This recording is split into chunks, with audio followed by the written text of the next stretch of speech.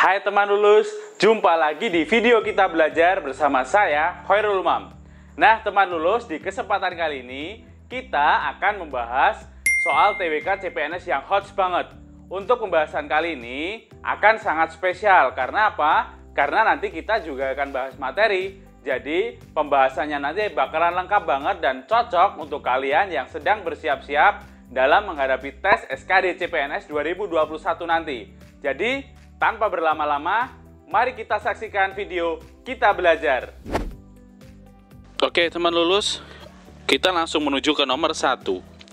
Terdapat beberapa syarat tertib hukum yang terdapat dalam pembukaan Undang-Undang Dasar 1945. Salah satunya adalah adanya kesatuan subjek di mana penguasa mengadakan peraturan hukum. Hal ini terdapat dalam pembukaan Undang-Undang Dasar 1945 alinea yang ke ... Nah, kita ingat kembali untuk Undang-Undang Dasar 1945. Kita ingat kata kuncinya. Kemudian daripada itu, untuk membentuk suatu pemerintahan negara Indonesia merdeka yang melindungi segenap bangsa Indonesia dan seluruh tumpah darah Indonesia, dan untuk memajukan kesejahteraan umum, mencerdaskan kehidupan bangsa, dan ikut melaksanakan ketertiban dunia yang berdasarkan kemerdekaan, perdamaian abadi, dan keadilan sosial, maka hal ini sesuai dengan syarat adanya kesatuan subjek. Nah, maka ini adalah yang alinea yang keempat, teman-teman. Ya, ini adalah alinea yang keempat, teman lulus. Gimana jawaban teman lulus tadi?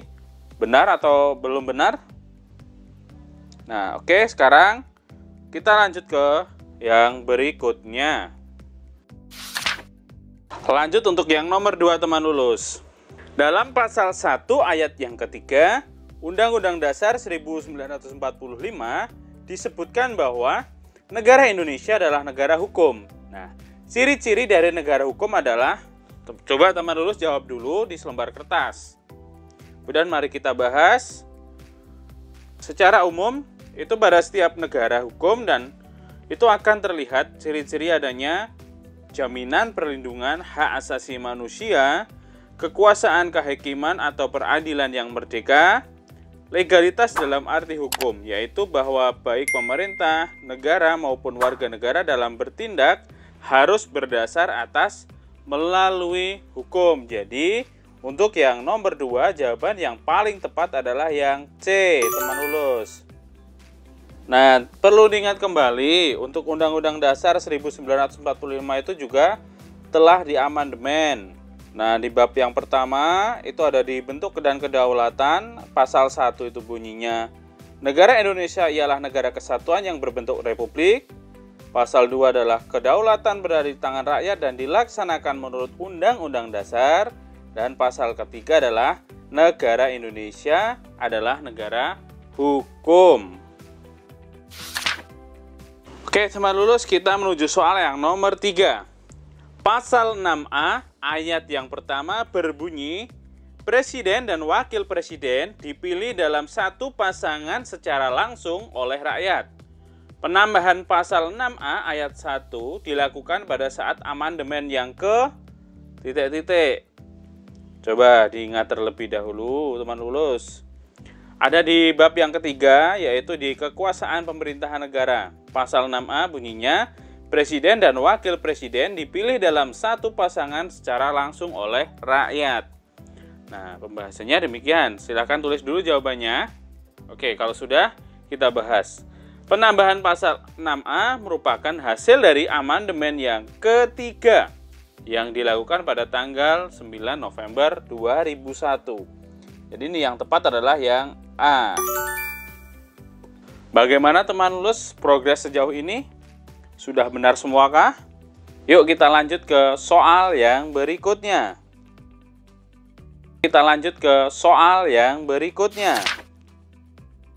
Terdapat beberapa ancaman terhadap kehidupan bangsa dan negara.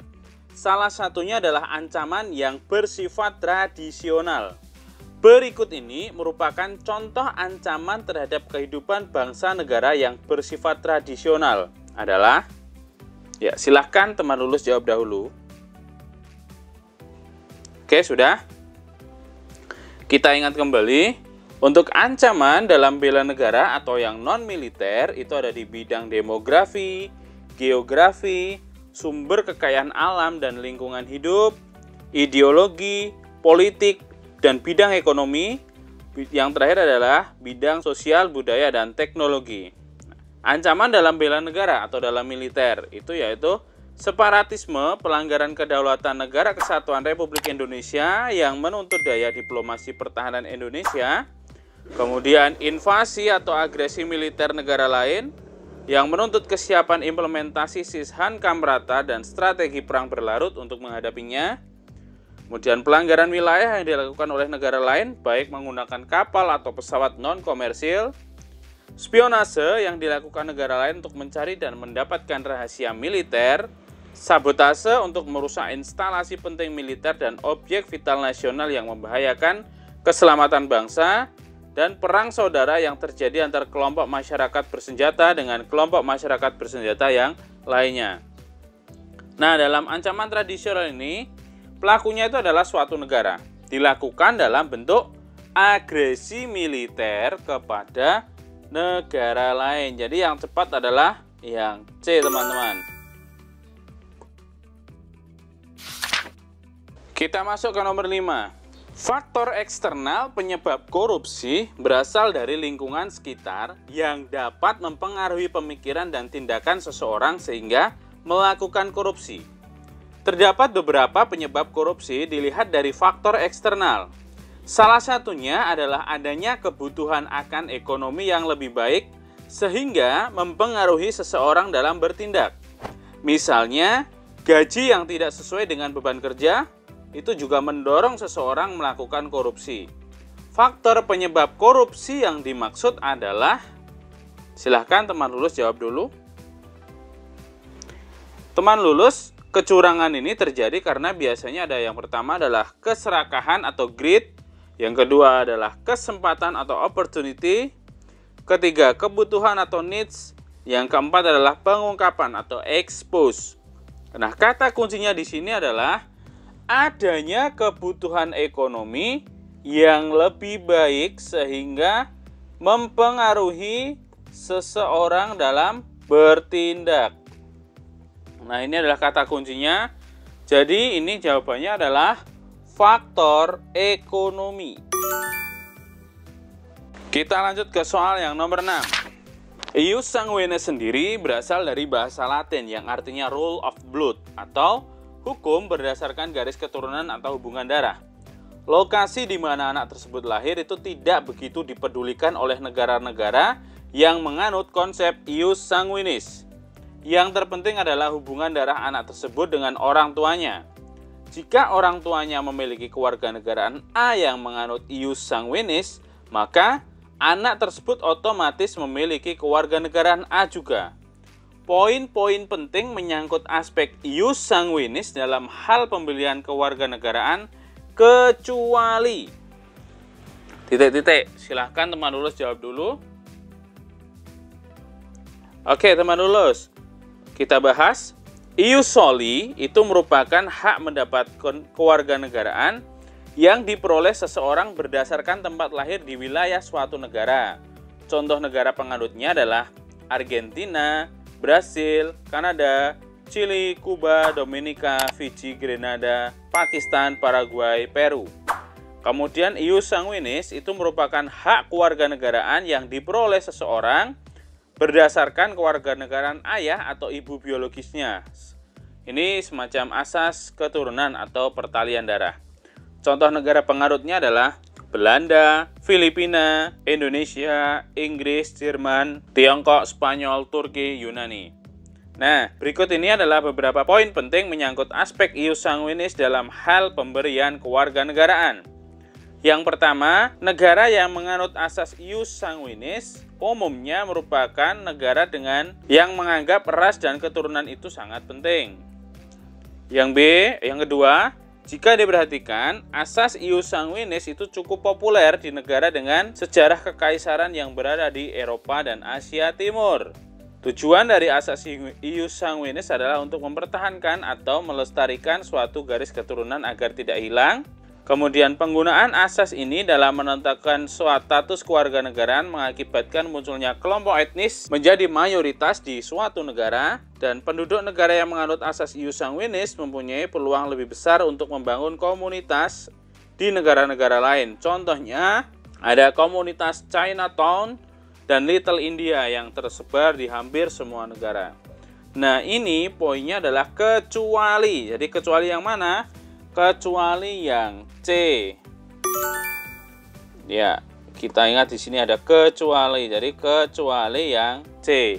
Tidak semua orang yang lahir di negara tersebut dapat mengklaim hak ius sanguinis dan otomatis menjadi warga negara sah.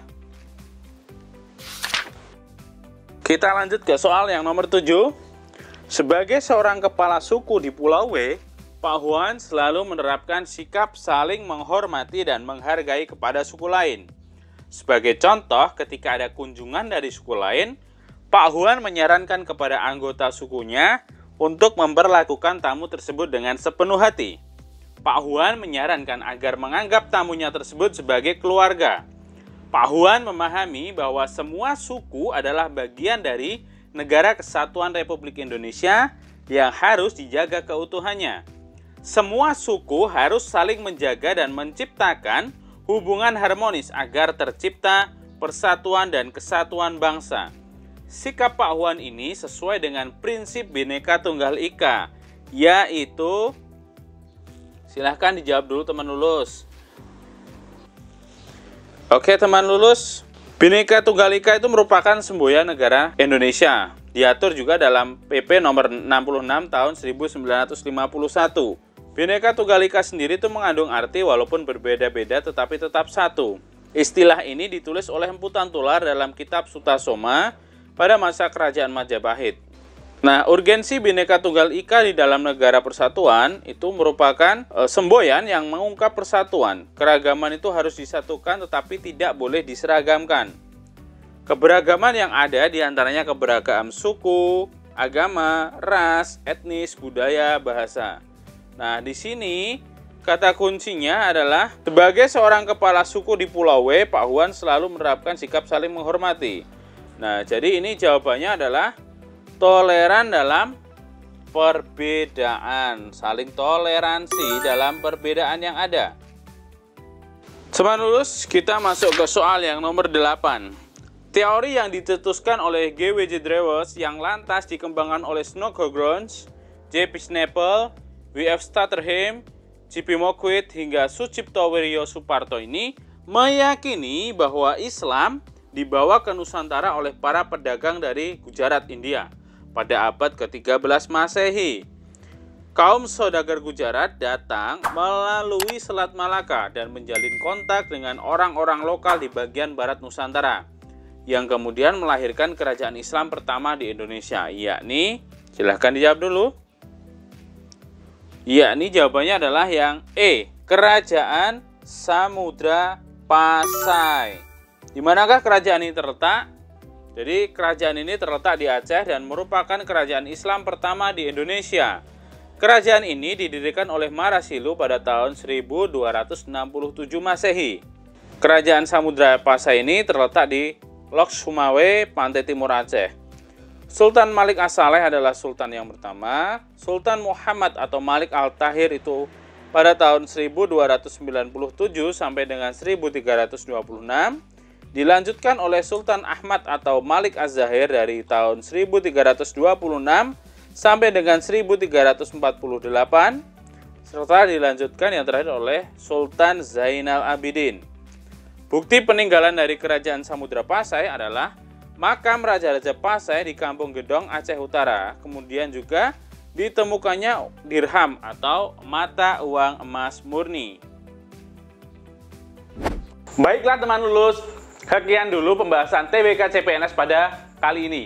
Nah, semoga soal-soal yang dibahas pada kali ini bisa membantu teman lulus untuk paham, khususnya di tes wawasan kebangsaan.